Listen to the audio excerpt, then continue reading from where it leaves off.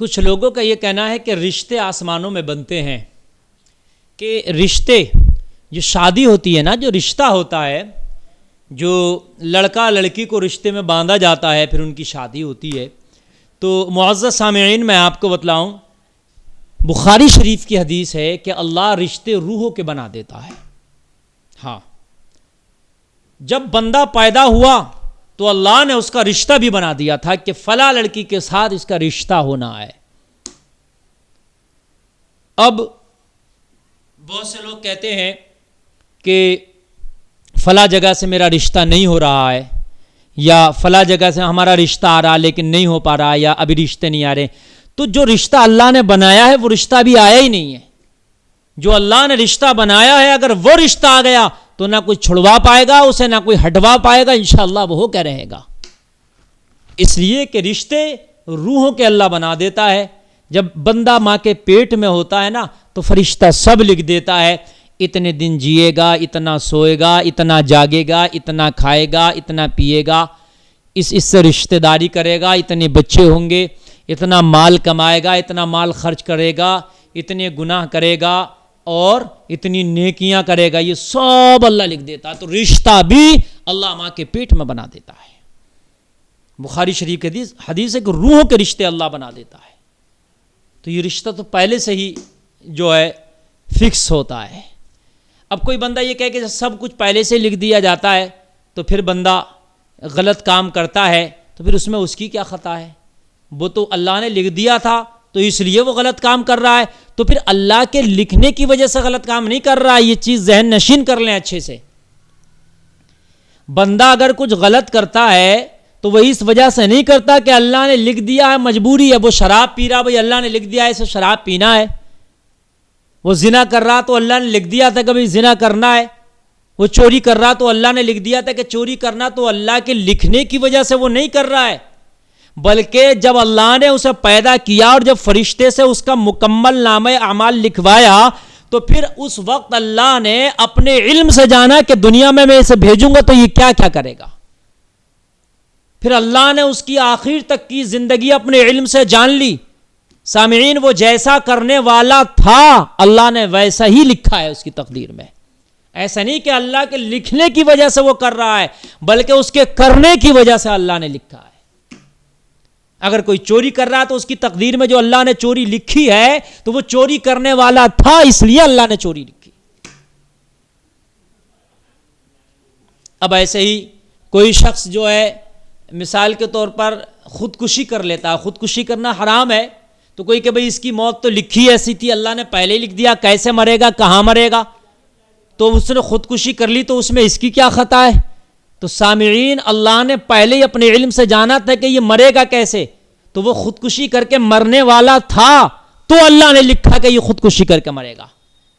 لیکن یہاں پر ایک بات میں آپ کو بتا دوں، اللہ نے انسان کو لکھنے کے بعد محتاج بھی نہیں بنایا ہے کہ انسان جیسا لکھا ویسا ہی کرے گا، اس کے ذرہ برابر ہٹ کر نہیں کر سکتا۔ حدیث شریف میں یہ بھی تو ہے، دعا اگر کرو تو دعاؤں سے اللہ تقدیر بدل دیتا ہے۔ آپ دعا کریں، برائی سے بچنے کی کوشش کریں اور دعا کریں، یا اللہ میری برائی سے حفاظت فرما، اہدنا الصراط المستقیم پر چلا، تو اگر آپ دعا کریں گے اور آپ غلط کرنے والے بھی تھے تو اللہ آپ کی تقدیر کو بدل دے گا۔ ایسا نہیں ہے کہ انسان کو بالکل اللہ نے مجبور کر دیا ہے، مجبور نہیں ہے۔ انسان کو اللہ نے کچھ اختیارات بھی دے رکھے ہیں، کچھ پاور اللہ نے انسان کو دے رکھی ہے۔ اگر وہ کوشش کرے اچھا بننے کی تو پھر اچھا بھی بن سکتا ہے، اور اگر وہ کوشش کرے برا بننے کی تو پھر وہ برا بھی بن جاتا ہے۔ کوشش کو بھی دخل ہے۔ حضرت علی کرم اللہ وجہ الکریم کی بارگاہ میں ایک شخص آیا، عرض کرنے لگا حضور مجھے آپ سے ایک مسئلہ پوچھنا ہے۔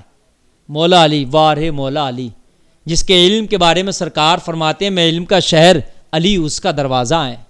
وہ علی باغ میں پیڑ کو پانی لگا رہے ہیں، پودے تھے نا چھوٹے چھوٹے باغ میں، تو اسے مولا علی پانی لگا رہے ہیں، انہیں پانی دے رہے ہیں۔ مولا علی نے فرمایا میں ذرا باغ کو پانی دے لوں تو اس کے بعد اپنا مسئلہ رکھنا، میں تیرا مسئلہ حل کر دوں گا۔ عرض کرنے لگا حضور مجھے جلدی میں اور ابھی جواب چاہیے، میں نے یہ مسئلہ بہت سے لوگوں کے سامنے رکھا لیکن تشفی بخش مجھے جواب نہ مل پایا. میں آپ کی بارگاہ میں اس لیے آیا کہ آپ علم کا دروازہ ہیں اور مجھے تشفی بخش جواب آپ ہی کی بارگاہ سے مل سکتا ہے. حضور اس لیے آپ کی بارگاہ میں حاضر آیا ہوں. مولا علی نے فرمایا اچھا اپنا مسئلہ بیان کر. عرض کرنے لگا حضور میں تقدیر کے تعلق سے پوچھنا چاہتا ہوں کہ تقدیر کیا ہے؟ آیا جو اللہ نے لکھ دیا کہ وہ یقینی طور پر ہونا ہے اور وہی ہوتا ہے جو اللہ لکھ دیتا ہے؟ تقدیر کے تعلق سے سوال ہے. مولا علی نے فرمایا تقدیر برحق ہے.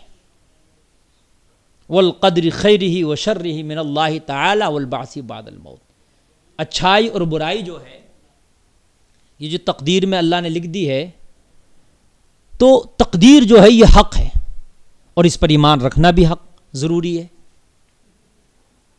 پھر مولا علی نے فرمایا حق ہونے کے ساتھ ساتھ اب تو ایک کام کر. میں آپ کو سمجھاؤں کہ مولا علی نے کتنا بہترین اس کو جواب دیا. مولا علی نے فرمایا ایک پیر اوپر کر کے کھڑا ہو جا. وہ شخص جو آیا تھا سائل تھا, ایک پیر اوپر کر کے کھڑا ہو گیا. مولا علی نے فرمایا دوسرا پیر بھی اوپر کر کے کھڑا ہو جا. عرض کرنے لگا حضور گر جاؤں گا دوسرا پیر بھی اوپر کیا تو. مولا علی نے فرمایا یہی تقدیر کا معاملہ ہے, یہی تقدیر کا مسئلہ ہے. جیسے ایک پیر تو اٹھا سکتا ہے ایسے اللہ نے انسان کو پتھر کی طرح مجبور نہیں کیا. اللہ نے کچھ اختیارات بھی دیے. اگر وہ چاہے کچھ چینج کرنا, وہ چاہے اپنی قسمت بدلنا تو کوشش کے ذریعے دعاؤں کے ذریعے اپنی تقدیر بدل بھی سکتا ہے. اور جیسے تو دونوں پیر نہیں اٹھا سکتا اسی طرح اللہ نے انسان کو بالکل اختیار مکمل بھی نہیں دیا ہے کہ وہ جو چاہے وہ کر سکتا ہو. ایسا بھی نہیں ہے. انسان نہ ہی تو بالکل پتھر کی طرح اللہ نے مجبور بنایا ہے نہ مکمل مختار بنایا ہے اس کو.